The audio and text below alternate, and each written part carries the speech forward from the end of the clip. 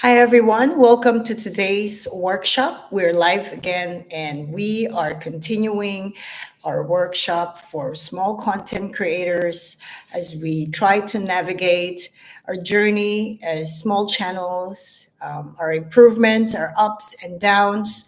And I'm excited for today's workshop because I am sharing you very relatable topics. But at the same time, I want to share with you something that has really, really worked for me from the last advice I got from the YouTube guru that I mentioned to you on the last workshop. So if you're ready, let's go. But before I give you all the awesome information and tips, let's just start today's workshop with some kind of motivation as a content creator or as a YouTube content creator, especially someone who's very young in the game as myself.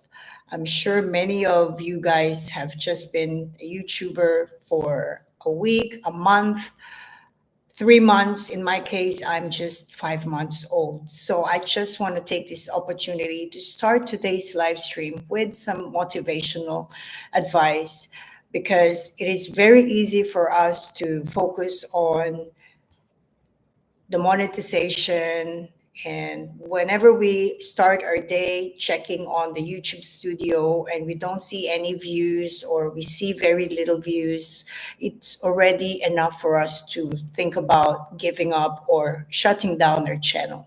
So I want to share with you a very motivational way for me when I'm actually starting my day. So when I start my day, I try not to go on my YouTube studio right away. I know it's very tempting, but I'm also doing it for the sake of mental clarity in order for me not to also see any negative news or any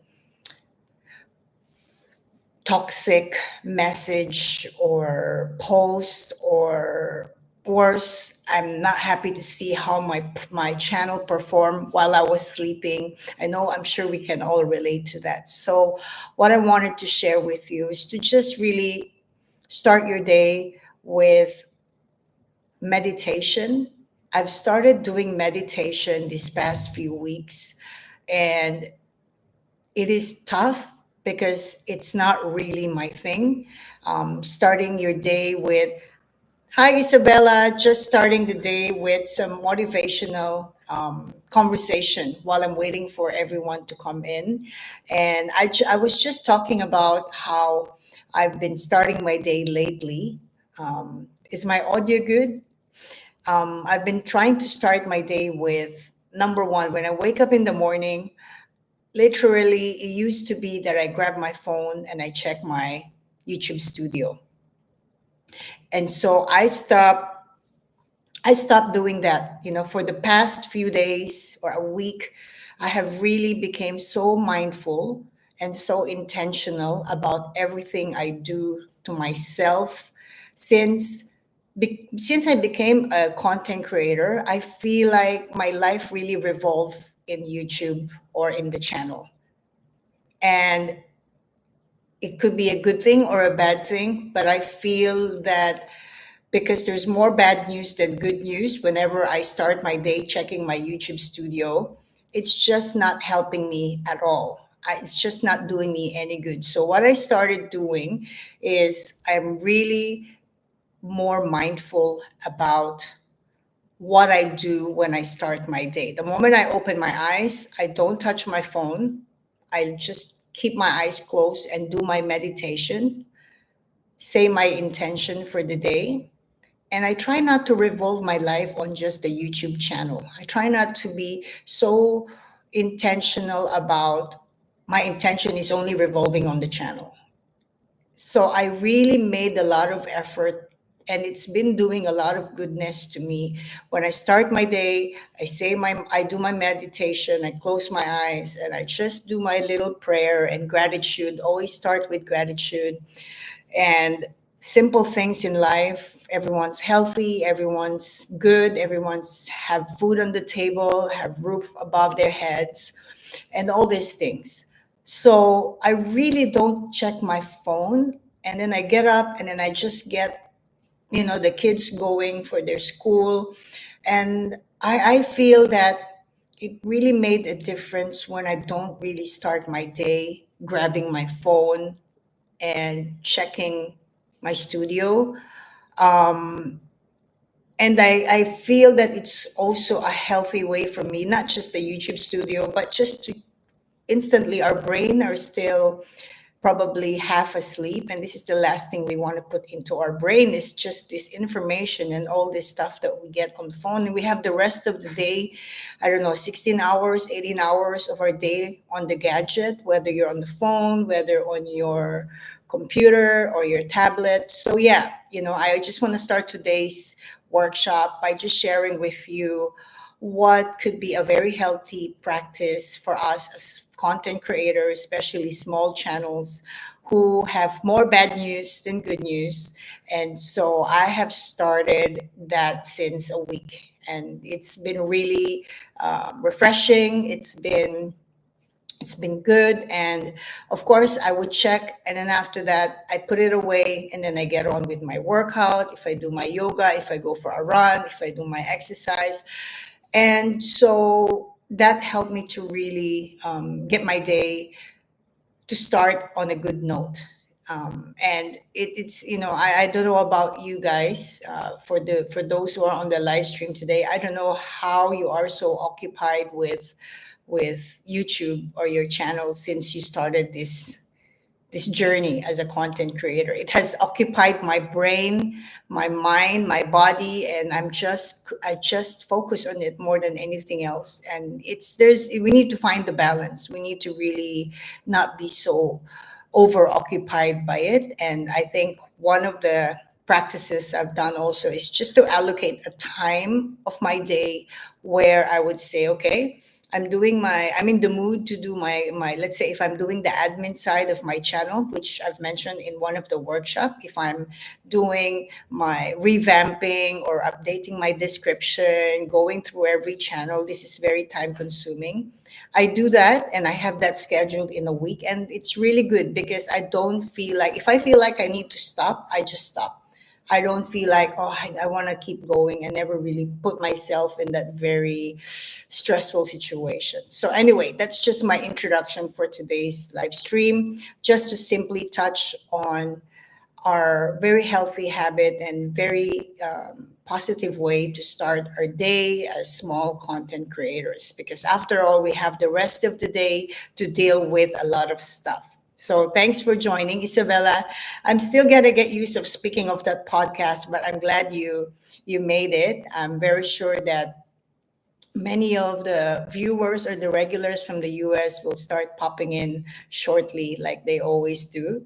So, for today's workshop, I want to share with you a lot of things or habits and practices that has worked for me. And as usual, this is a workshop. You're always welcome to post your own experience, whatever you want to share to the community, and we're happy to go through that as we go. And I wanted to wait for everyone to be in because I wanted to share with you the success that I've got from the. Remember, I told you guys about this YouTube guru that I paid for YouTube for my channel auditing. He gave me a tip. I've done it, and I can see the development by doing that. So I want to share to you guys in detail, later on when everyone is around. So I just don't want to jump around on different topics. So I want to stick to the topics that I prepared for today. So, number one, I want to talk about aiming for more views than more subscribers. I don't know with you guys how many subscribers that you have in your channel. My subscribers have not moved at all. Like, it has not really moved, and I find it very. I don't find it discouraging, to be very honest with you, because I have learned that when I go to my analytics, which I posted on my community tab, I'm so pleased to see that even if I don't have thousands and thousands of subscribers, I noticed that almost 70% of viewers on my videos, especially the newly published ones, they are my subscribers. So that is actually a very good indication that yes, I don't have hundred thousands, 10,000s, although that would be nice later on. I feel like I want to share this to you guys because in every channel we as new content creator, we tend to get really caught up with I need more subscribers because I feel that even if I have 1,200 subscribers, but my views are coming from majority of my subscribers, and if I have about 30% non-subscribers, I'm actually okay with that. I'm very sure that those I call it those people who are viewers who just passed by or bumped into my video, even if they did not subscribe, I'm just grateful that they basically click on my video, and that led me to really improving my video, my next video, after the next video, after the next video. So number one, I want to encourage you guys to aim for the views and not really for subscribers. And this is related to my journey with the YouTube guru who recommended me to focus on improving my video from the performance of the previous video. So what I did with my current video, if you saw my video about preventing sales objection, I would say that my goal for that, when I created that video, I was more super mindful about the whole process, about the whole packaging. Hi, Conscious Vibes. Nice for you to stop by. Um, Hi, we're just starting our live stream, and I hope you can stick around before you get ready for bed. Another viewer from the US. So, yeah, thanks, Conscious Vibes. I'm glad you could stop by. So, again, this is a workshop, so we're just trying to talk about things that work for us and hopefully will influence fellow small channels to get better. So, as I was saying, right, so from the YouTube guru's advice, he said, Majoy, on your next video, I need you to improve your overall video production compared to the previous one. So I have 120 videos, meaning to say, forget about the 119 videos, for example. They're all in the past. They're recorded, they're done, they're published. Yes, you can reproduce that, you can revamp that, you can change the thumbnail and description, but it's been recorded. So the focus then was I'm going to create a video, but this time I'm going to apply the tips that he had given me. So number one, which I've mentioned on last week's workshop, is to really improve every single thing, and from the thumbnail to the description to the quality of the video to the content of the video, improve that against your competitor and against yourself. So I did that, and I will share this more in details at the end, towards middle or towards the end of the live stream.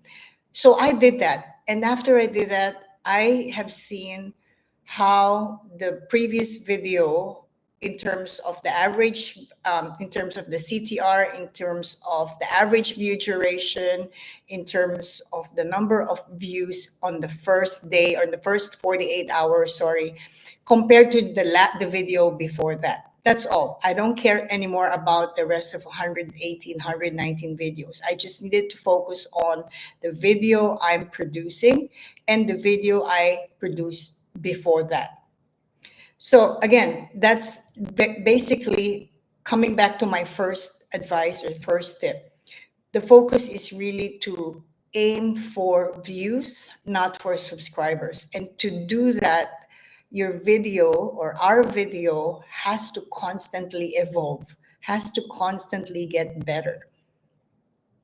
From thumbnail to description to the content, not just based on what we want to produce, but also based on what our competitors are producing. Which leads me to the second point. The second point I want to share with you as my advice that I've done to myself, moving forward, I also need to create videos not just for myself, not just for, oh, I want to create video about telemarketing today, for example. I needed to be aware about what the viewers would like to watch based on what my competitors are producing that they watch. So I've never done this approach ever.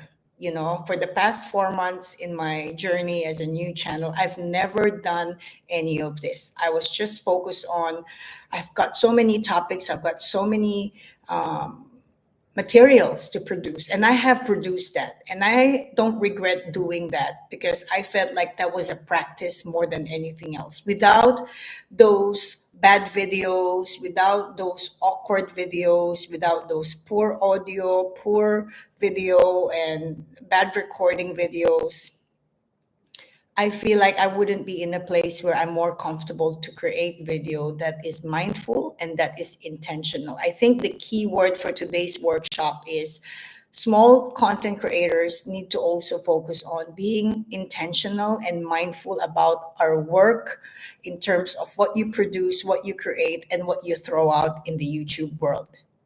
Unless you are a content creator who say, look, my joy, I just want to have fun, this is just an outlet for me to be creative, I don't really care if my channel will grow. And I think last workshop we had that person, or we had that content creator. I think he was a content creator for a couple of years, and he said, look, I'm just creating, I'm not so particular about the growth of the channel, so I'm happy with that. So I guess there are people like that on in YouTube who create for the sake of creativity. So again, my advice is, apart from focusing on views rather than subscribers, is also focusing on improving your video from today. If you're creating a video today or recording a video today, focus on the quality of that video, and you also want to check what your competitors are publishing in terms of topic. Okay, let me be clear here, it's just about the topic. It's not like you have to copy your competitors material, because you can't do that. I don't think anyone can literally copy someone's work, because obviously it's a lot of work to copy someone word per word than to just say, okay, you're talking about telemarketing, and from telemarketing for beginners, for example, you got 3,000 views, so I'm gonna do that for this week's video, instead of me just deciding to do something about communication or closing a sale. So I think that's something that I've tried, and it has really given me an indication that it's actually a good move based on the performance of my last video. Conscious vibes, I have a lot of that. Okay, definitely, will, my data is horrible too. Yeah, this is the whole idea of being a small channel.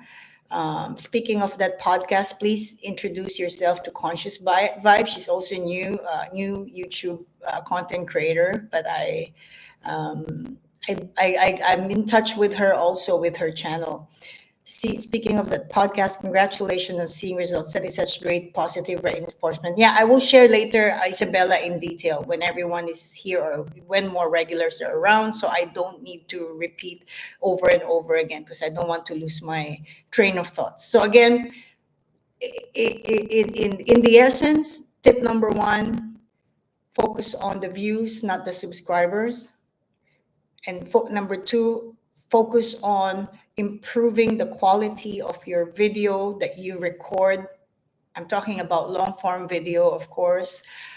Focus on the quality of that will be competitive with your competitors, and be mindful about what topic you're talking about. It has to be a topic that would be aligned with your competitors that are successful for that particular video. So in other words, if I'm cooking channel, and then my competitors are cooking channel, obviously, but in their most successful videos, for example, they're doing a lot of grilling. In my next video, I should focus on doing grilling. So that way, I will be pushed also to be in that group of channels that are having good views because of somehow the viewers are responding for that particular topic. So this is really very important tip. Now, next one, I want to share with you. I've experienced this the past 2 weeks, I think, and then I happen to watch, on our YouTube studio, we do have a. If you look at the YouTube studio on the right hand side, there will always be a notification of new videos released by people from YouTube. And so this video that I watched, they talked about why um, content creators should not worry when they see on their analytics that there's no view on their videos or on their channel for, let's say, a day or two, or sometimes 3 days. Have you ever experienced that when you go to your analytics and it's flat, it's nothing, not a single viewer, or maybe there's one and then zero zero zero and then one, like totally flat, like a flat line. So one thing I want to share with you, when I watched this YouTube video from the YouTube people, they talked about how what that means, and I thought I'd share it with you because I talked about this in one of the workshop last time, and I and Isabella, we talked about this as well. I was so discouraged. I was like, is my channel dead? Why is it like no views? And for someone like me who have over 100 videos, that is very disheartening. If you only have few videos in your channel, maybe that's quite not okay, but okay. You kind of like, okay, you wondering is different, but for me, I'm just like, how come there's no view for a day or two? So I was so worried about that. And the video that I watched from these guys, or the folks who works from YouTube, they said that basically, because of the flow of viewers every single second of the day is beyond anyone's control, it is not an indication that you have to worry about your channel. It's not a bad indication. It's just simply no one is viewing your channel. Even if they put you on ranking, or on the top rank, or third on the rank, or second on the rank, these things can happen. So I thought this is something I want to share with you guys, because this is extremely useful, of course, because we always wonder how come, I've been wondering about this the same. And speaking of this topic, when you go to your analytics, I emailed YouTube or Google. I emailed them and I took a screenshot of my YouTube studio. I emailed them last week and I screenshot my studio, a YouTube studio, because when I go to the analytics, it used to be that I can see the demographic of my viewers. It used to be that I could see where my viewers are from, or it used to be that I could see the time my viewers are watching. And I've not seen that for at least a week. It just says no data at the moment, or something like that. So I was getting worried. I was checking it constantly because I'm thinking, I usually rely on that when I'm posting my video for the following week, and just to see, okay, my videos or my viewers are usually viewing, let's say 8 p.m., 10 p.m. So I try to follow that. So I was so discouraged, and I took a screenshot of that and sent it over to Google. And interestingly, I did not get a reply from them by email, but on this same video I was watching, when they talk about how content creators should not be alarmed if they don't see any views on their analytics, it's the same thing as the explanation to that is because they don't have enough data in terms of the number of viewers. That explains why they could not also generate the number of views, or the times that my viewers are online. So they work together. It makes sense, like, what am I expecting to see there? If I don't have enough views, then there wouldn't be a lot of data in terms of what time are my viewers online. So just in case this is something very funny, because I panic, but then I realize, okay, I don't have a lot of views. So what data am I looking for? But hey, these things can happen when we don't really hear from someone who say, hey, that happened to me, and this is the reason why. So I thought that I'd share that with you guys. So, next thing on the list is focusing too much on monetization too early. So, I think this is also another area that we are all focused on. I don't know if you are focused so much on monetization. And I think if we are focused on monetization, the mistake we have there is we're obsessing so much over the money that we want to earn when we're starting. And I think I have learned also to part of my meditation that I've been doing lately is this helped me a lot. I think conscious vibes when I go, Grace, now I can call you Grace. When I go to your channel, I would say I pop by to your live, and that's a time when I'm in the train on the way to the gym, or I'm on my way to my walk and I'm doing my meditation walk. I believe that one thing that really helped me a lot in terms of this topic, small content creator, of course, we focus on monetization. Of course, we want to get paid with what we work for. Of course, we do that. That's why we're here. But at the same time, what I've learned the past weeks, talking about the introduction of today's live stream, I have really focused on my intention and my being intentional to myself. Because if I keep focusing on monetization, I'm only hurting myself. Because I know I cannot make that happen in a snap. It's not going to happen like so quick.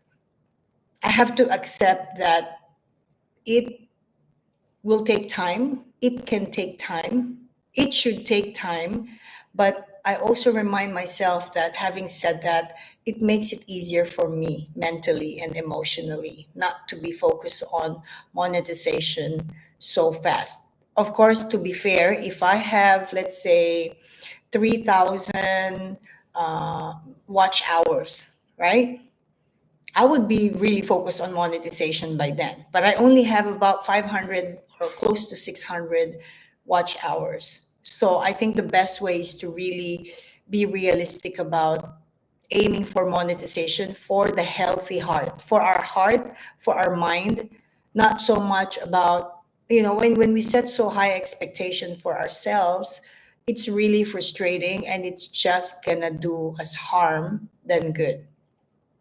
So focusing on monetization too early, it's really something you can remind yourself. I have reminded myself the past weeks, and same with Joy, you need to accept that as much as you want to get monetized, it's just doing you more harm in your mind and in your heart to expect too early. Yes, Grace. So really try to, again, this is something we all fall into, and I don't know how many times you felt like quitting your channel because you feel like you do good video, you create good content, and you're not even monetized, and you don't get views. It's a vicious cycle. So, today's workshop is still, the aim is for us to develop a healthy mind, healthy mindset, some strategies that has worked, and some advice that we get from guru that has worked from us, or not doing the advice that didn't work for us. So this is really, it's not very straightforward to be successful on YouTube in this day and age. That's what we have to accept. So yeah, so if you are focused on monetization too early, just try to do the mental work. It's really mental work right now for us who's been a content creator for 5 months, 6 months. Grace, how long have you had your channel? I know that Isabella is 6 months. I think mine is 5 months and a few weeks. So at this point, if when your channel, when you're doing your YouTube, when you have your channel running for about 6 months, it's very easy to really start feeling the pressure of getting monetized. I think that's the word I'm looking for. Like you start feeling the pressure to get monetized because it's been almost half a year. So yeah, it's a normal feeling. I think we all feel like that as content creators for about 6 months. So my advice, when we aim so early or we are so eager about getting monetized, I think the best thing is for us to really focus on the realistic goal that we can set for ourselves and focus on improving and really enjoy the process. I think that's one thing that, oh, so conscious vibes is 3 months, so that's what I've just been focused on, to just really do a bit of adjustment mentally, because it's not been healthy for me. I don't know with you guys, it's not been healthy for me, because I'm very eager, I'm very driven, but at the same time, I'm not getting the result that I want. So then I am getting frustrated. So I thought, okay, now is not the time to quit, because I've done a lot of work already and I have a game plan. I'm doing my podcast. I'm excited to hit my 200 videos on YouTube before summer, things like that. I have my individual goal, and that goal gets me going. So, but monetization blocks me from that. The eagerness to get monetized, it really blocks me from my being creative, because it discourages me, and it takes away the value of what I'm producing. So, like I said on the last workshop, I'm just going to say this one line again, because I think Grace was not there last time. What I said on last workshop is, create a video like you are getting paid already. That's what I do. When I'm creating a video, I just create as if I'm getting paid already. And the reason for that is, I will be paid one day, but I need to produce good videos. I need to produce bingeable videos. I need to produce really good videos. So when I monetize, people who will bump into my channel will say, this is a good channel. This channel is producing good videos. So therefore, I will just continue watching. So there's two benefits of really doing all these mental exercises right now, all this mindset, consciousness, and intentional exercises. Produce videos like you're getting paid already would benefit you for your sanity, but it also would benefit you when you're already monetized, that your viewers would really watch your content. Because if you really think about it, right? If you're monetized and you're producing, you will be monetized one day, but the quality of your video has no content. It's not good videos. Then there's no point of reaching that level of monetization if you're not going to be monetized.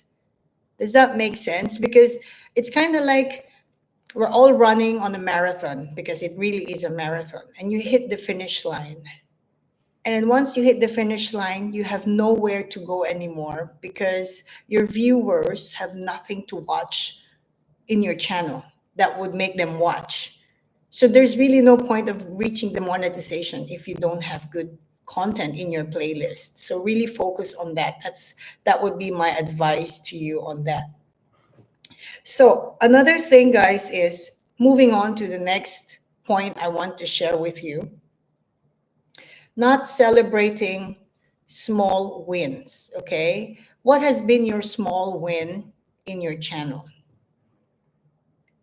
For me, I think my small win is that I recognize is my viewers are majority my subscribers. I think it's a good win. I think it's great, because if I take away my family, if I take away my mom, my sister, my husband, my friend, my circle of friends, if I take them away there, I think I'm going to have 100% viewers of subscribers. As painful as it sounds, but yeah. So again, my point is that I'm celebrating that. That's why I posted that on my community. If you read my community post, I posted that I really value and I appreciate that a lot of my viewers are my subscribers, because that means people are watching what I work for. at least someone is watching. At least those people who subscribe get value of my channel. And I think we all love that. I think this is a great feeling for a content creator, especially for us. We are small content creators. When we see a viewer watching our content that we put a lot of effort, from conceptualizing what topic to what hook, what intro, to recording, to editing and publishing, all these works that we do, right? Or we did for that video. So also celebrate on small wins. And in other words, this is also part of, yeah, Grace, absolutely. It's also part of finding positivity in what we do. You know, this is what I've said many times to myself. YouTube is going to be a pain in the ass. It will be, and it is. But I have to find a way to say, okay, I chose this. I believe that I'm here for a reason. I believe that things in life happen for many reasons or for a reason. I don't think it was accidental for me to be doing this. Let me know if you feel the same way. Whenever you're behind your microphone or you're recording a video or recording a content, you are present there. You are doing it. So you're there. So there's a reason why you're there. That's how I look at content creating for myself. Like I said on the last week's workshop, I could be spending my time doing something else than sitting here every week. So really find some positivity and things to celebrate in your channel, whether it's you improve your confidence on camera, um, whether you feel joy doing this. I feel joyful doing this. This is happy place for me. And it's even happier when there's people on my live stream, because I feel like there's people who are feeling the same feelings as I do, who can relate and we can communicate. And it's kind of like being on Zoom with friends or colleagues, like I said on my last workshop. Yeah, Grace. Yes, I feel the same way. Yeah. So really find some positivity and something good about your channel. Look at the analytics with a different eye as well. Look as well at the positive numbers that are showing there. Because here's the thing, when we look at our YouTube analytics, right, there's always this high expectation. Like, for example, you publish a video like a day ago, and you look at the video there and you're going to be like, oh my God, only 20 views. Oh my God, only 30 views. How come? Or only 50 views, but my competitor has thousands of views. That's already the problem when we do that. So when you look at the performance of your last video and you say, okay, 30 views, 50 views, imagine those who have 0 views. So it's really a lot of mental practices, a lot of mental conditioning, so to speak, when it comes to celebrating your success, your big wins on YouTube, in your channel, and also focusing on, or also finding, actually, I want to use the word finding wins in your channel. So moving on to the next part, I want to talk about description. Okay, I want to share this to you guys because now I'm gonna dive into the tips that I got from the YouTube guru that I've used from my last. So number one advice I got from him is make sure that you use chat GPT as your guide, or if you had vidIQ, you use any of these resources in terms of creating an SEO friendly description based on your title. So the first thing you need to do, which again, to be very honest with you, I've never been so pedantic in this. I've never been. So here's the first step. Let me just get so comfortable here. So everything is coming out. So first step, he said to me, create, what title do you have for that particular video? You basically copy and paste that on Chat GPT, and you run that as an inquiry for Chat GPT to generate for you an SEO friendly description. Do you use Chat GPT, guys, when you create your description? So I did that. But when I did that, it's very interesting because when I used to do vidIQ, when I use vidIQ for description, I never really asked for a specific um, inquiry or instruction. So when I put the title, let's say the title is how to prevent sales objection. I'm just going to use it my last video as an example. How to prevent sales objection. So I typed that in on Chat GPT, and then it will pull out a different description. But what I was taught is don't just type the title. You want to, it's like you're talking to someone and say, hey, I'm creating a YouTube video, and the title is how to prevent sales objection. And I have to explain. Can you give me a one paragraph description that would encourage salespeople, telemarketers who actually, or small business owners, for them to watch my video? Something in that effect. Basically, I want Chat GPT, or I'm detailed with what I want Chat GPT to give to me. So the title, who are the audience I'm targeting, and give me SEO words or tags that I can actually incorporate with a description. And what comes out is a one paragraph, because that's really all we need for description. So one paragraph description. So I copy and pasted that. Of course, I still decide if I really want, like, what ChatGPT has produced for me. So I'm like, okay, that sounds about right. But what I've noticed there are a lot of keywords that I have never used in any of my videos before. So I've done that. So after that, followed by the timestamp. So what I've learned from this guru is you have to also uniform your description. It cannot be all over the place. So you have the one description, Chat GPT description, which is SEO friendly, and then followed by your timestamp. And then below, you need to basically do a lot of call to action, which is if you can direct links on that description, like videos that are related from that video.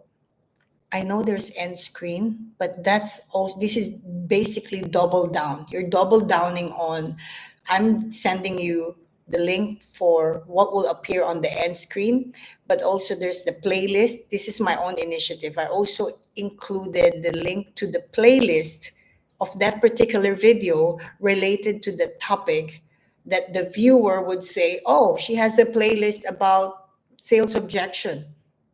So that viewer would also be aware that even if he or she did not reach the end of the video, so he will not see the end screen, or she would not reach the end of the video, basically. But on the description, I have put the CTA there, where here's the link for a video related to this topic, and here's the link to the playlist where you can actually access 3 or 10 videos related to sales objection.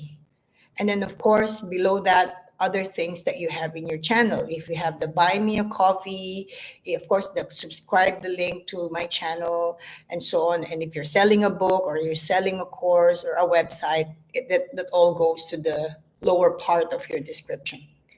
So maybe some of the viewers right now would say, yeah, Majoy, I do that. That's good if you do that. But I know that when I watch other channels, a lot of them, they don't even have a description. A lot of them have almost nothing in their description. I'm talking about small channels. But here's the twist. When I go to big channels that I watch, they don't have this description. They don't have this type of description usually, which makes me wonder, did they remove all this, or they don't need to do this because they have 300,000 subscribers, or if they have 200,000 subscribers. So that's quite interesting. I thought I've witnessed, or I've observed that with other big channels. So again, I don't want to get out of this particular topic. Make sure you check on your description, and if you're not using the chat gpt in that format where you instruct chat gpt specifically of what you want, who you want this channel to, or who you want this video to reach, then you can give it a try. Because for me, when I've done this on my last video, I must say that it has really improved compared to the previous one.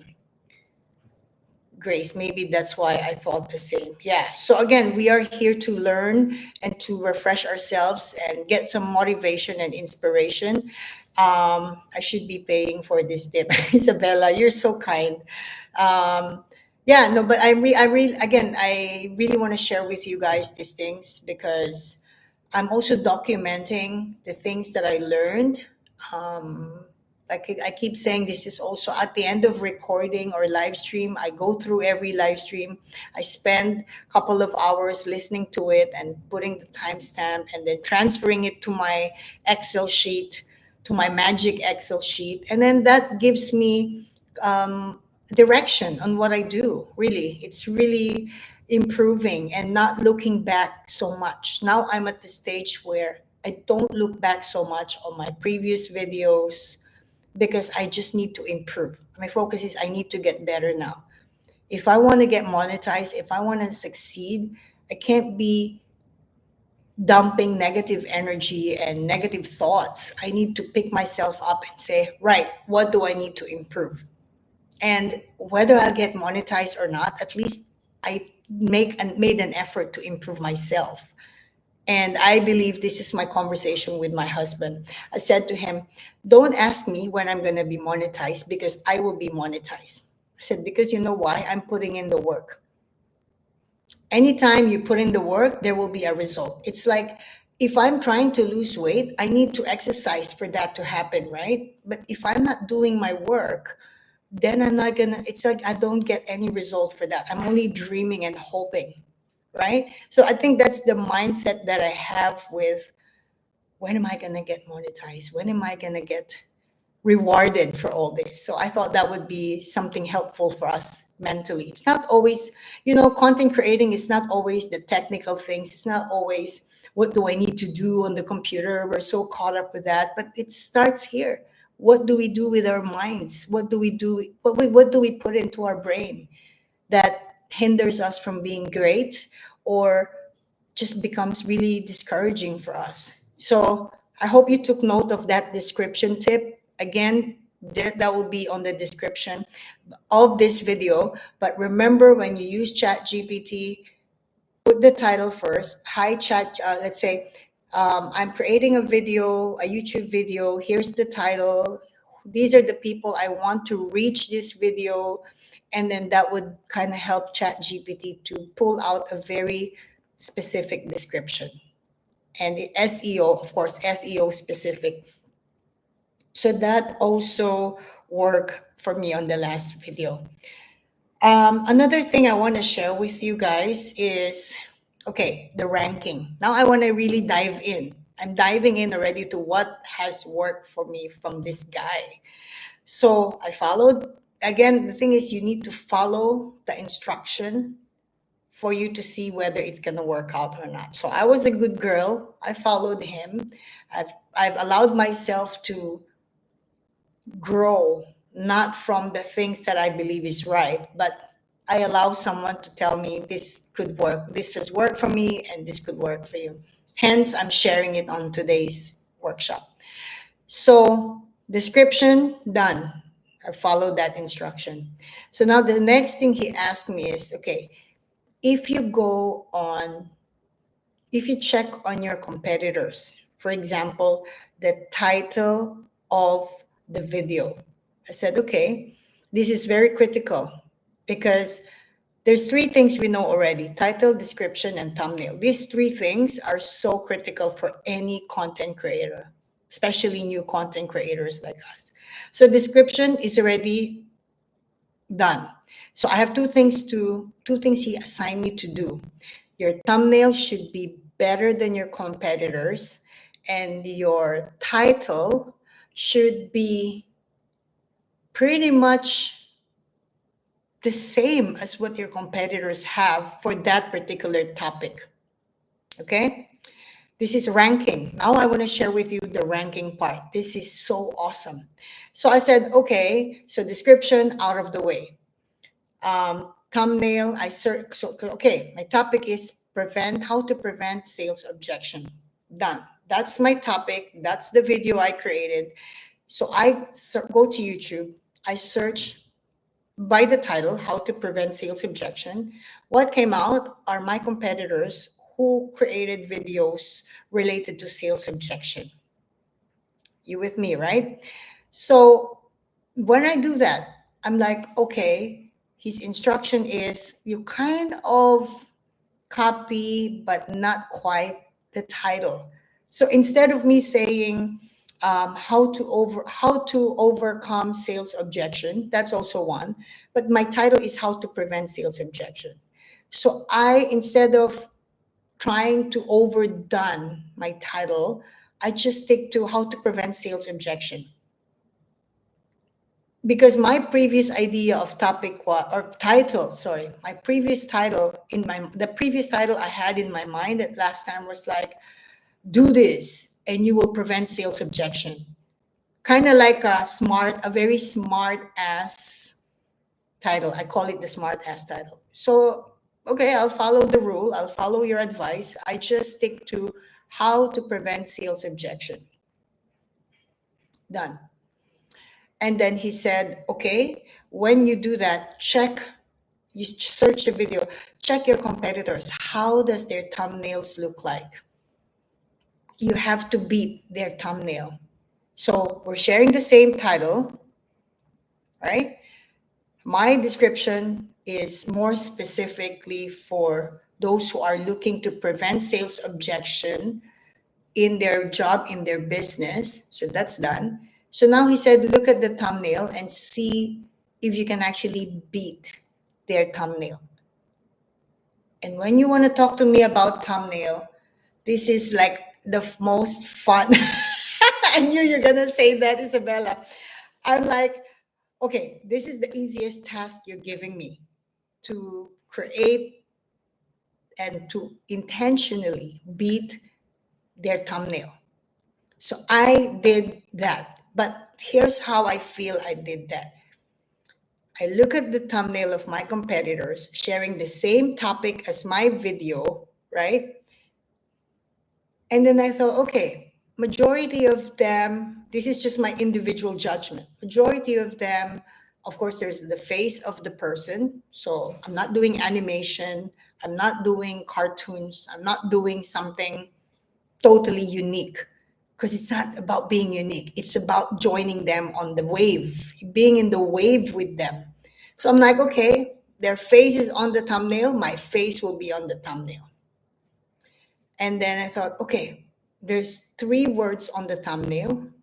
So I'm going to come close to those. The message of the thumbnail has to be within 3 words. So I follow that as well. And it's very simple thumbnail, nothing overdone. But when you look at it, you go, okay, this person is teaching how to prevent sales objection.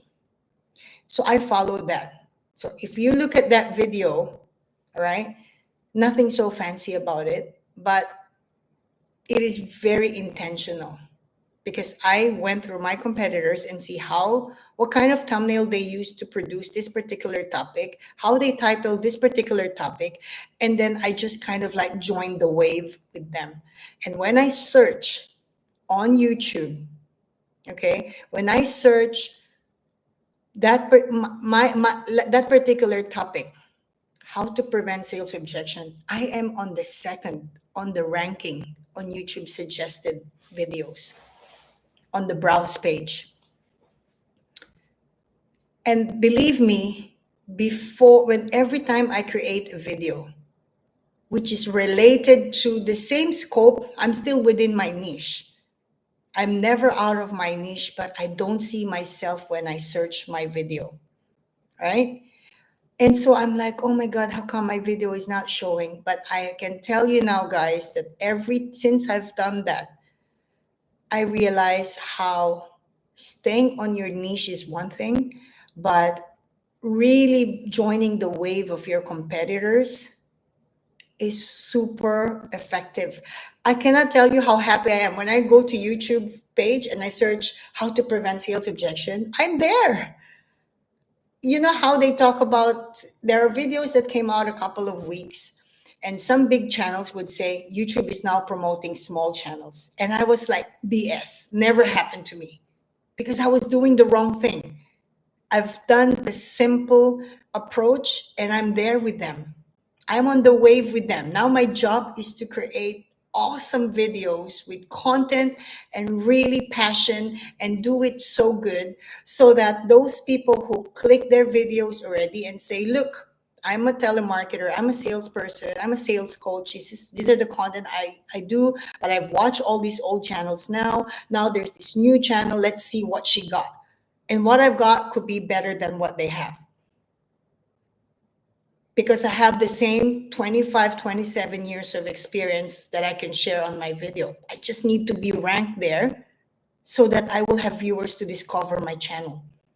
That's how you probably succeed, or that's how you will succeed later on as a content creator or as a small channel. So that, Isabella, I highly recommend, and Grace, I recommend you guys take note of that and give it a shot. Just not on your previous video, but on the next video you're going to produce so that everything will come together. It's just really all about being intentional and being super obedient with the process. Because I have never been so obedient because I feel like I know what to do.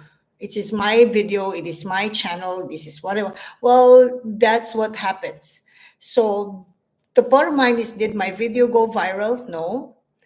Did it become better than the previous one? I think so, because now I can see my video on the rank. So what I've done the whole weekend was I went through all my over 100 videos. Yes. Every single video, I revamped all of them. A lot of work. Would that work for them? Will they be ranked like this last video? Maybe, maybe not. But if I have free time, I go through each video and I copy and pasted the formula. And let me share with you one indication as well that this has worked for the better. Maybe it didn't go viral, but it worked for the better. The indication I found why, not only that I saw my video on the ranking on the YouTube search page or on the feed, but also, okay, this is what I learned from the YouTube video that I watched last week from the two, I don't remember their names, but they're like the big guys from YouTube. They said that in 2025, YouTube new content creators should be very pleased if you see on your analytics that your videos are appearing on, give me a second, they appear on, hold on, I'm gonna make sure that I know what to show you guys. Let me just quickly go to my last video. Okay, analytics. So he said that if your video is appearing as, you know how we are so caught up with recommended, like, is my video recommended? But if your video is appearing on browse, it's actually a very good indication as well, because I think the trend, as trend is changing for big channels and small channels, so as small channels can really have an advantage because we have a more blank canvas than the bigger channel, sorry. So when you go to your analytics and you see that your views, okay, are coming also from browse, he said it's actually a good indication. And I've always, when I look at my analytics, I'm like, am I recommended? Am I searched? And I realized that my last video at least was, I think, 87% on browse feature. And so I'm happy with that. I feel that following the formula from the YouTube guy who helped me to audit my channel, by just one video, I feel that there's some progress. So I just need to keep going. I just need to keep using that method and just be very intentional. I think at this point, at this stage, it really comes down to just being very intentional with what we do. So let me just quickly adjust my thing. So yeah, I thought I'd share that on today's workshop because I thought that was really a good indication. I've seen a lot of good indications, and I think this would balance out also all the negative feelings that we have, all the discouragement that we have from our channel. So please make sure that you give me a feedback as well on our next workshop, how that goes for you. So yeah, so now another thing I want to share with you is, okay, this is about the notification, or not encouraging subscribers to turn on notification. So this is also another advice that I received from this guru guy, from the YouTube guru guy. He said that what you should do as well is there's the call to action, which is don't forget to subscribe, or if you like my channel. So if you watch my previous video as a sample, you can see that there's a lot of application there from what the YouTube guru has advised me, from the intro to everything in there. So I thought, okay, I have nothing to lose. I think I would like to try doing that approach where not only I call to action my viewers to like, subscribe if you like the video, but like I said on my last workshop, don't overdo it. Don't be the annoying content creator who's constantly asking for subscribe and like, because it might put them away. But I think another advice that I got is you can also, when you do your call to action, it wouldn't hurt. Maybe you can put it as a text in your video.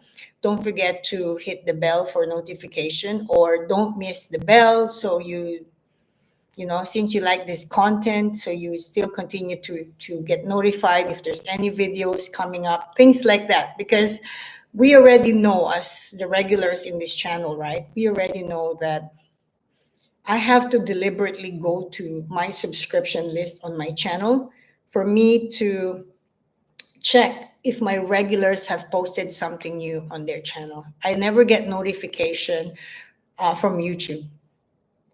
The interesting part is, back in the day, I don't know if you guys can relate to this. I think before I became a content creator, I would say maybe last year or the year before that, where the channels that I followed, when I click the bell, I get notified every time they have a new video.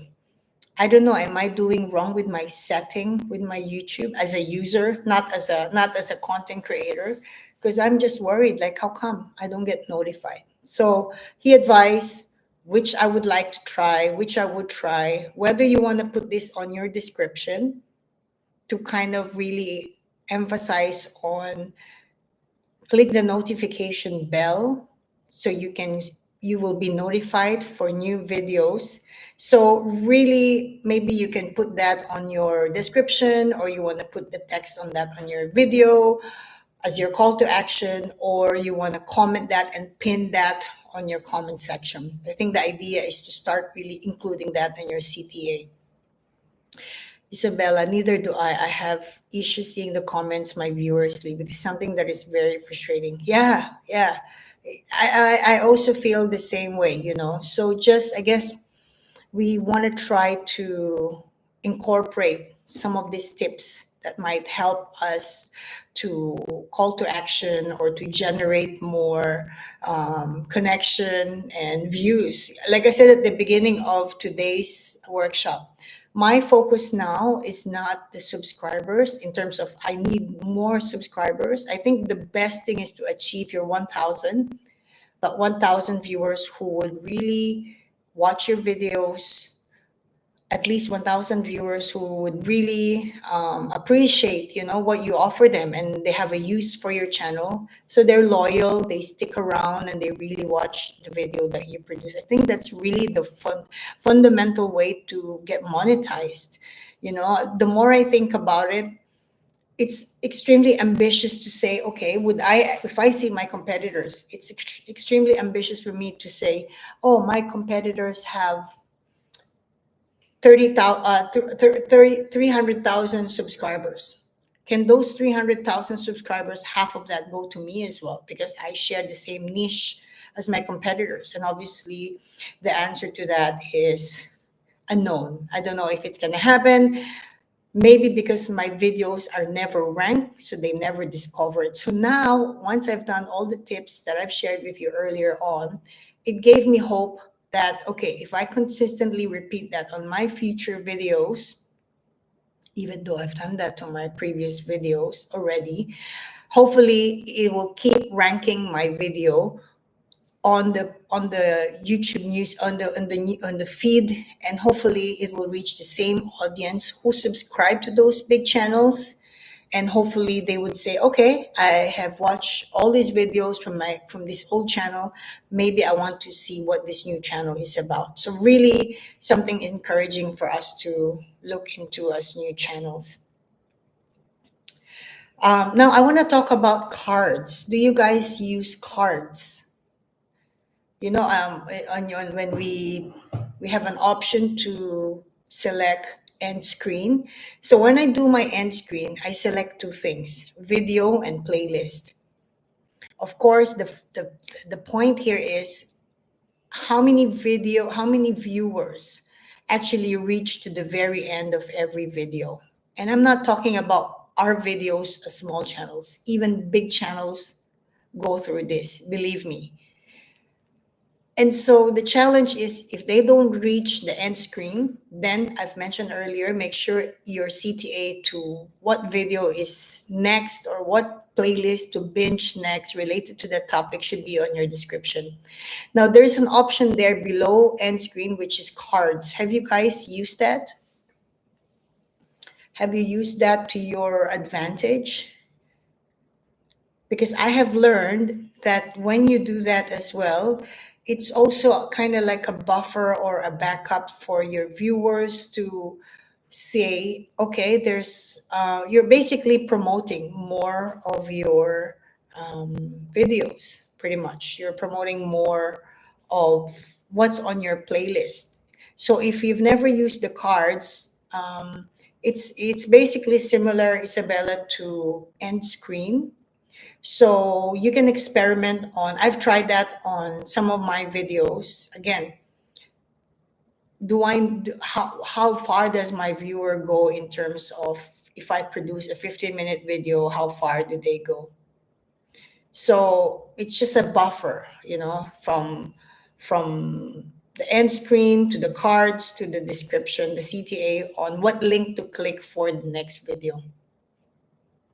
Now, I want to talk about this. This is another good tip that I received from that guy that I want to share with you. I'm so excited about this. I'm glad I didn't forget about this. So this one, okay? So when you check your competitor's video, right? I already mentioned earlier the title, the description, and of course the thumbnail, which I've done, and that put me on the rank.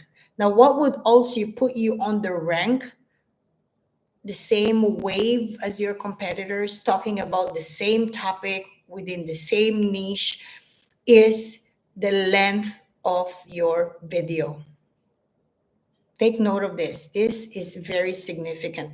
When I recorded my last how to prevent sales objection video, I know what my competitor video was doing in terms of length. So I had to go a minute and above over than that particular video. I did that because that's what I was told to do. On the ranking, I was above this big channel whose topic is the same as mine, but because I produced the length of the video by a minute or so longer than his, I was above him on the ranking. This is a big one, guys. This is something, a lot of times we produce a video, we record the video, and we just go through again, it's being mindful, being intentional. Today's workshop, small content creator, we need to be mindful and intentional. Okay, let's keep that in mind. If we need to write it on a small post-it and put it in your room, put it on your computer before you record, mindful and intentional on every video that you record. So I beat my competitors' length of time, and I was above the ranking. We had the same title, same topic, two different channel, very similar theme of thumbnail, but because I am longer by a minute or so, I was ranked above him. But he's a big channel with multi-million viewers and subscribers within my competitor. So please take note of that. This is really a big one. That's why I'm so excited to do today's workshop, because something I can share that has worked and is working, and it's giving me more excitement to create my next video. And let me tell you this, I used to have like plan in terms of, okay, I have this week I'm going to create 3 videos. I've always done that. For those who knows me, I've published about 3 videos a week. And there's nothing wrong with that. I'm not going to change that. But now when I plan those 3 videos, I need to be super mindful with that. First, I do my research. Let's say I want to talk about cold calling on my next video. Before I do anything, I go on YouTube or vidIQ and search my competitors who featured cold calling on their channel. I need to take note. What's the length of time of the channel that has generated a lot of views? Okay, how did the thumbnail look like? Did he use a person's face, or was it just pure graphic or animation or just words, So now I'm doing my research before I really put together a topic and a video that I will record, because at least I know what I'm doing before I record. If I say, okay, my competitor did 30 minutes, I'm going to do 32 minutes. So then I can manage the length of my video in terms of the tips I'm giving, in terms of pacing myself when I'm recording. So it's really interesting. I've learned a lot from this small video or channel auditing. Again, like I said, I didn't go viral with it, but at least it's good to see that there's some progress.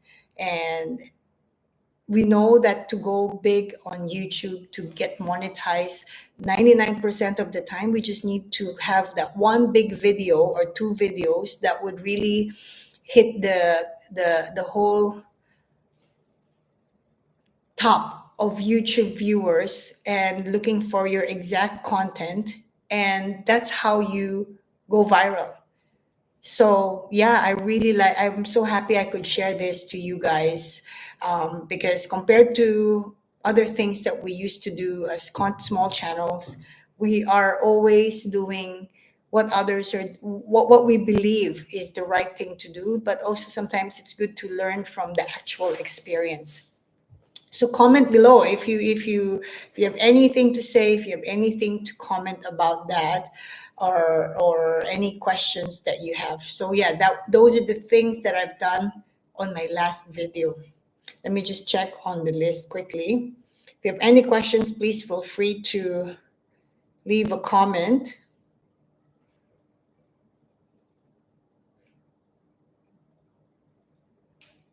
So another thing that I noticed, right, from my last video that I was told to check the indications that I need to pay attention to, obviously, is he said the YouTube guru said, oh, would be nice. The idea, ideally, ideally the goal is to hit 50% for that CTR. I don't know how good your CTR with your videos or with your previous video. I'm going to use all of these tips and report back. Yes, please. We can continue talking about this in our workshop every week. And again, this workshop is can be a private workshop. It can just be 3 people, 5 people, but hey, we're here to grow, and it doesn't matter how many people are watching this live stream, but we're here to pick up a few things to learn from each other. So yeah, another thing that I've noticed from that particular video is the view duration. So, okay, I talked about this on my last workshop. I don't know, Isabella, if you were around already when I touched this topic, but I just want to cover this again one more time on this workshop for those who missed it. So basically, one of the tip that I want to share with you is this is what gave me this idea is when I did one of the sales training video where I talked about you have to give the biggest benefit in your package as the first benefit when you're trying to sell a product. So I talked about that on my live stream last week for salespeople. So last week, just to set the stage, last week I did 2 live streams: the workshop for content creators and then back to back for salespeople doing B2B selling.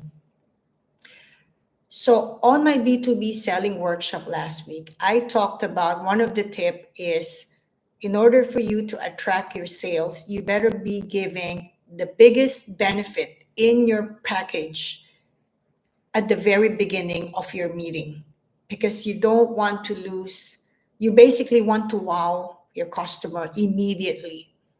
Because in the old days, salespeople would say, don't put all your eggs in one basket, meaning to say, give only the minor benefits. And then when you're trying to convince, when you're trying to persuade, then you're going to say, if you buy this, I will give you this big benefit.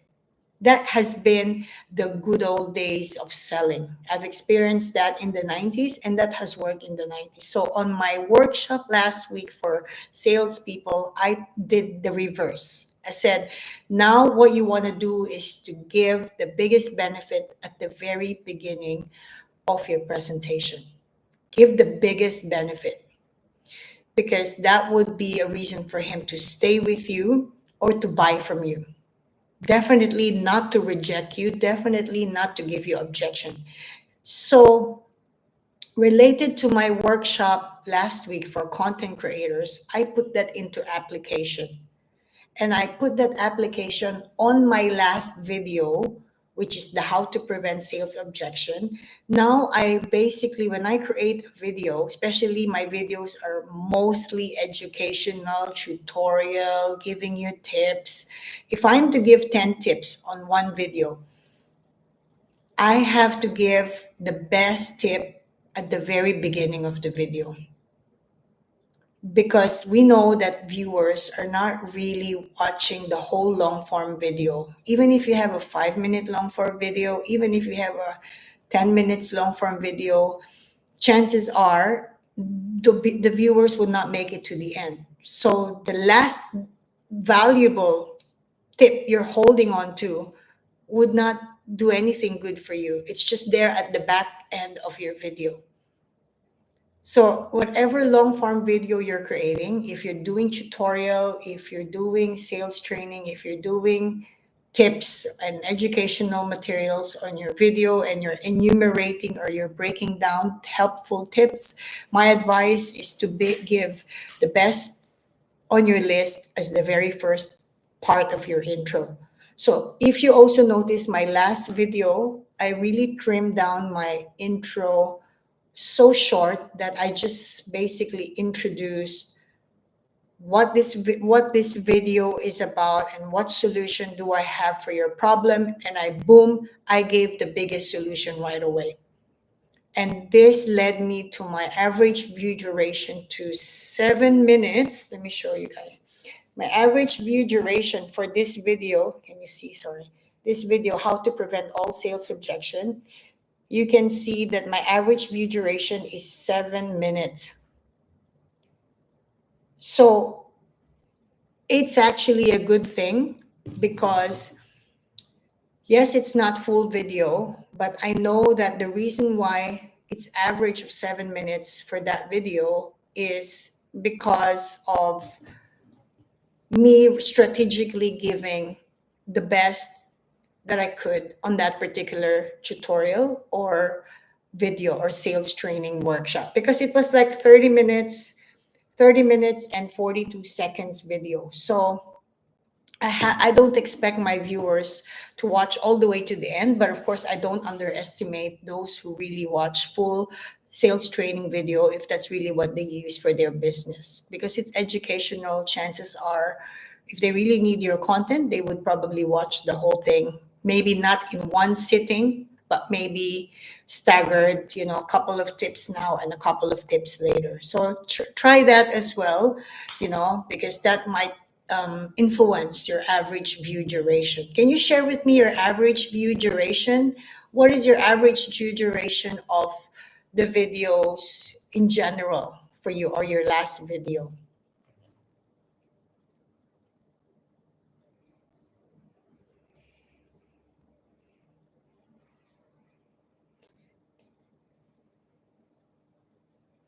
And then also, another tip I want to share with you. I'm just looking at the analytics of that video since we are on that topic. On the analytics, it doesn't show on the mobile. It has to be on the computer. But the reach, like how many reach audience? Let me just quickly look at that now since somebody messaged and replied to say I'm going to look at it just for the sake of conversation about analytics, right? Let me quickly go there to my studio now, and just to show you quickly and just to understand real quick the analytics for my last video. Okay, so on the reach, the impression, I want to ask the impression. I want to talk to you guys about the impression. So just now, the average view duration for that video, as an example of applying all the tips I got from the guru, right? My impression is 1,200 for that video. So this is also a very important number to look into when you go to your analytics. Impressions simply means total number of times your video thumbnail was shown to the viewers since the video was published. So the fact that it was shown by YouTube for 1,200 viewers, that's actually a good indication as well. So it's a snowball effect, right? It really is a snowball effect. Like for us small channels to go viral, for small channels to go big, for small channels to suddenly get monetized, this is really coming from all this analytic data or all these datas, and not just the subscribers. Let me just read the comment. Isabella, impressions for last video, 1,100. Yeah, so that's good because that means it's being pushed. I think if your impression is, if your video is getting pushed, it should reflect on your impression for the last video. Average view duration. You want to share your average view duration for your last video?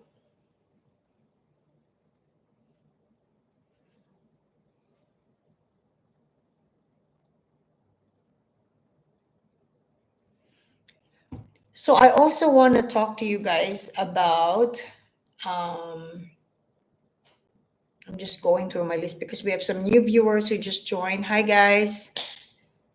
330 average view duration. So that's good, you know. I think the fact that people really watch your video for that long period of time, we can only aim for improvement, right? We can only aim for improvement from ourselves, you know, because I'm very sure that there are channels out there who really struggle to even have impression, you know. So all these tips that I've shared with you earlier on are hopefully going to help you to see the difference and see better indication of improvement. So now I want to share with you as well.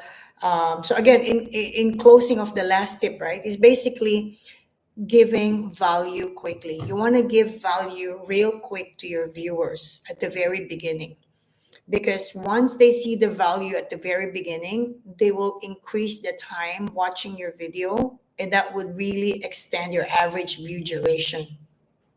Like I said, for the last video, the average view duration was 7 minutes something. So I feel that giving the value immediately, the biggest value of my video at the very beginning, intro and then big value right away.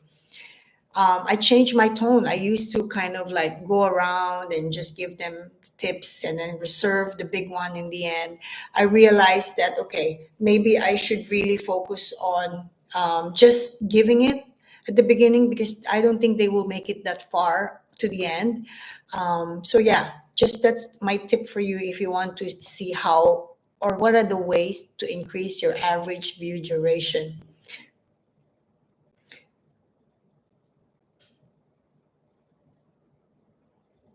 Now, another thing that I've learned from that video, based on my video auditing with the guru, he said because your channel is focused on educational content, so you're delivering solution, right? Of course, there are videos who do vlogging or other stuff that they're more for entertainment.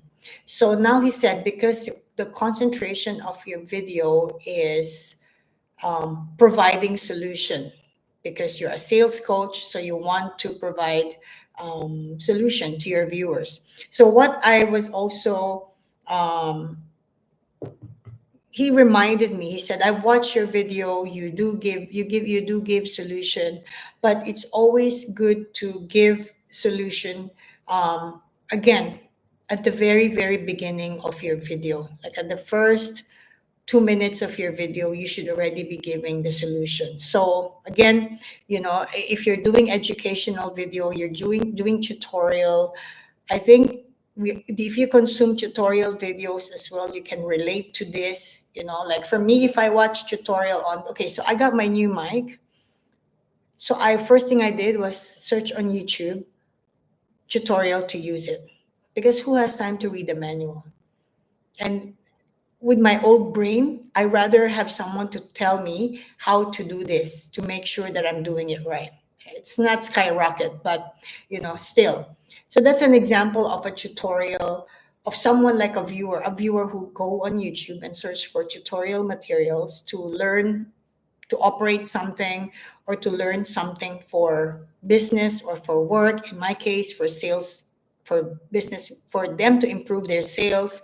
So providing solutions at the very beginning of your video would also help your viewers to not only extend their watch hours or watch time on your video, but it also creates trust that on your succeeding videos or within your channel, you are providing solutions.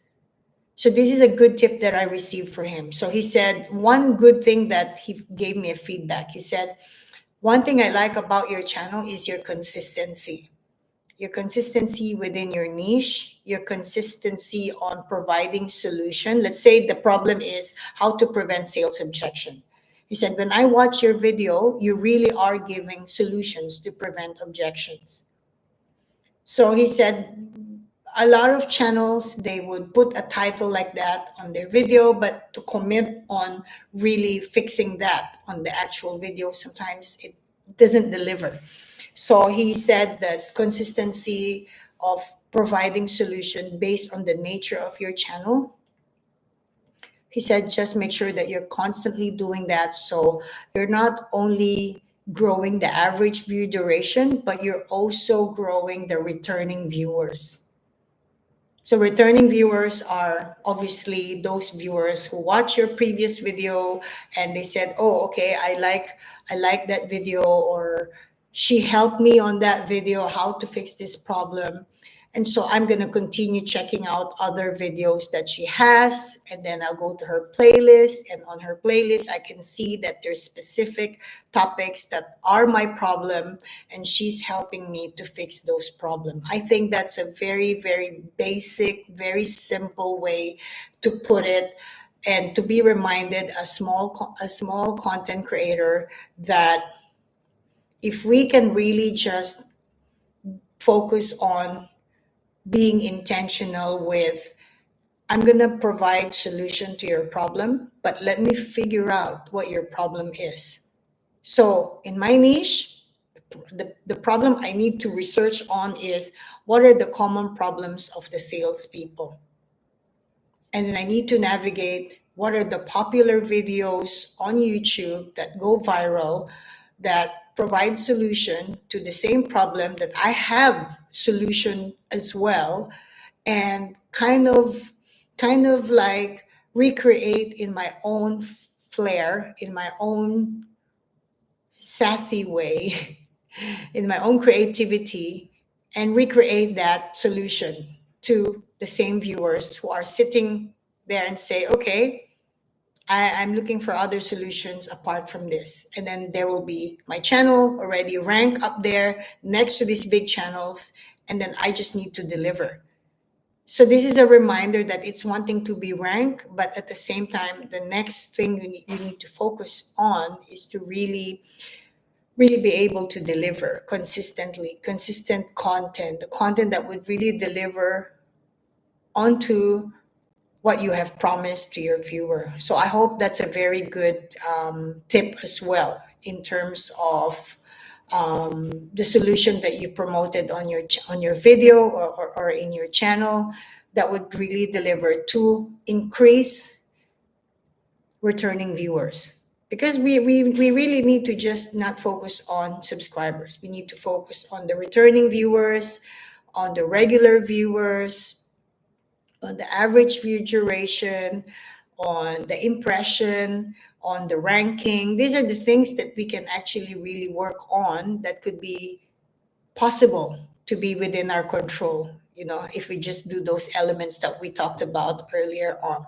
So feel free to ask any questions or share anything that you want to share that has worked for you. I can see 3 people in the room, so please feel free to join the workshop. This is a workshop, so we're all just trying to share what we can to each other. So I hope that that one is also a valuable advice. Let me just check on my list while I'm waiting for any of you to raise a question or share a comment.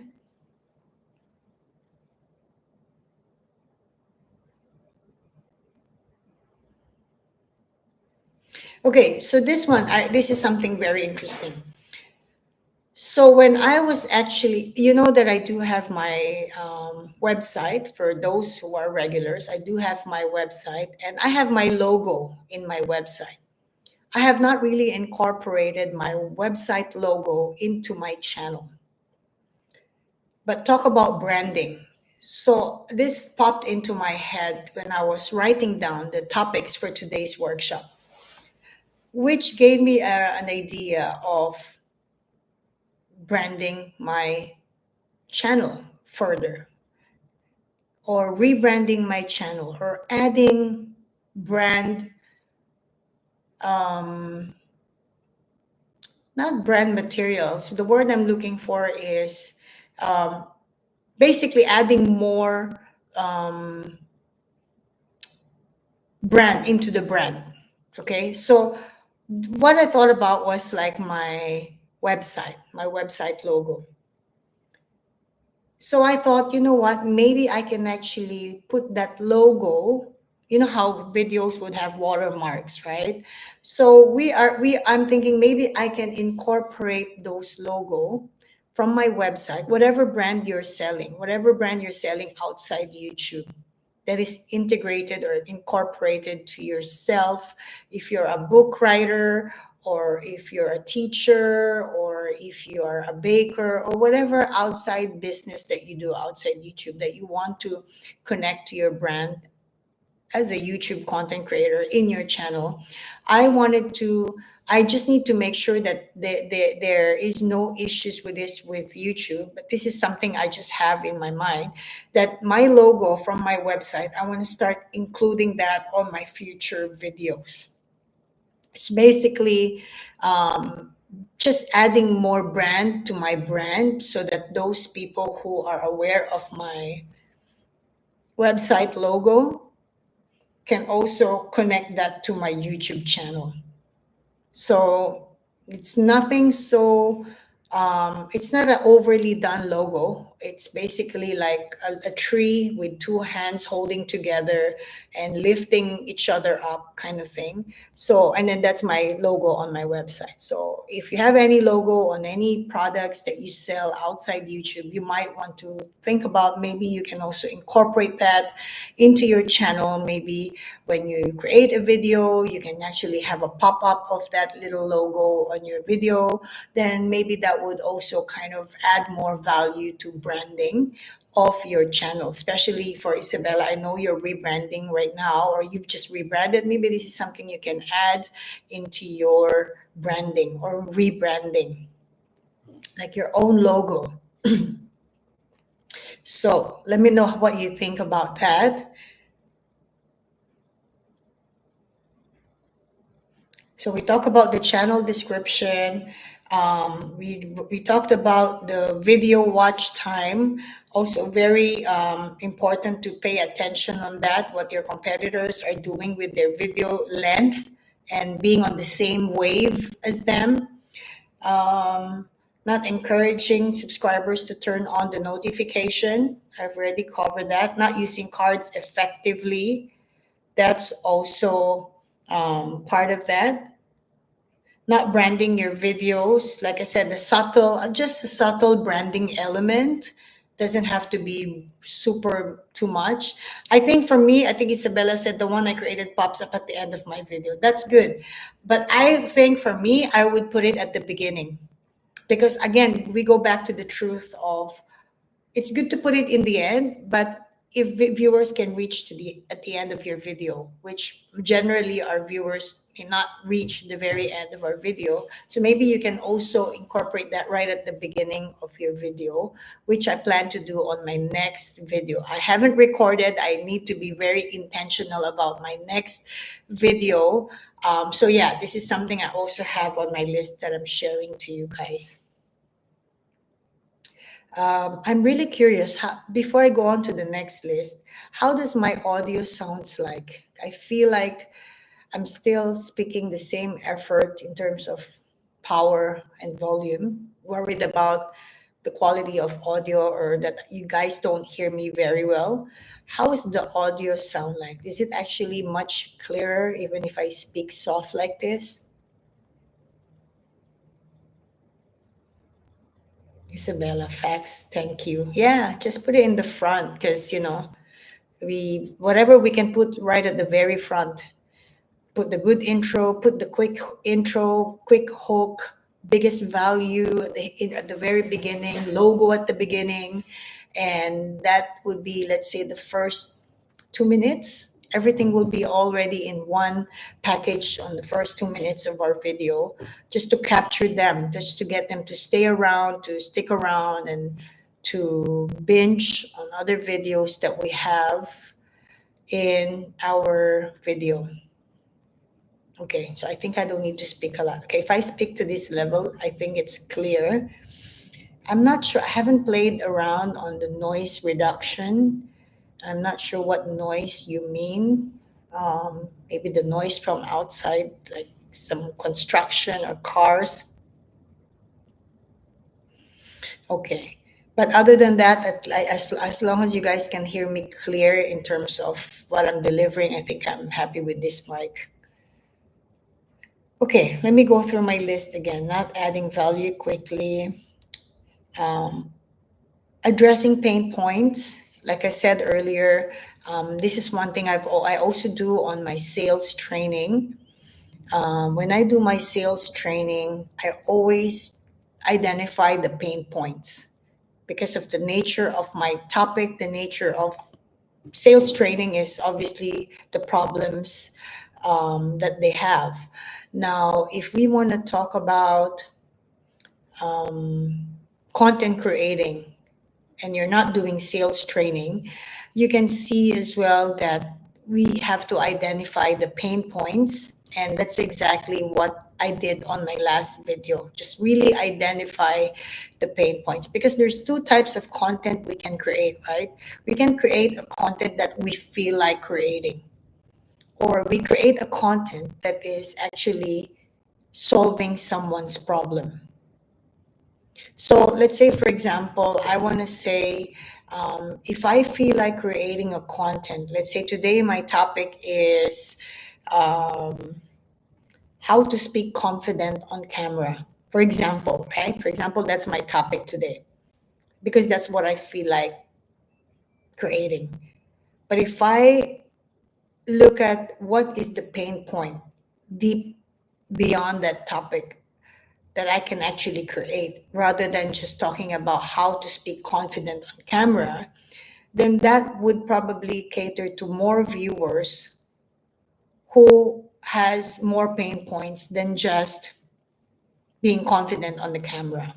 So I think that's one a reminder again to myself when I'm creating my content in the future to not just create content for what I feel like creating, but also going through YouTube and seeing and doing a research on what are the usual problem of salespeople, what are their pain points, and then of course I know that I have ways to help them, and then that will be my navigator to know what topic I'm creating, and that would take me to the whole process that I've broken down to you guys earlier on.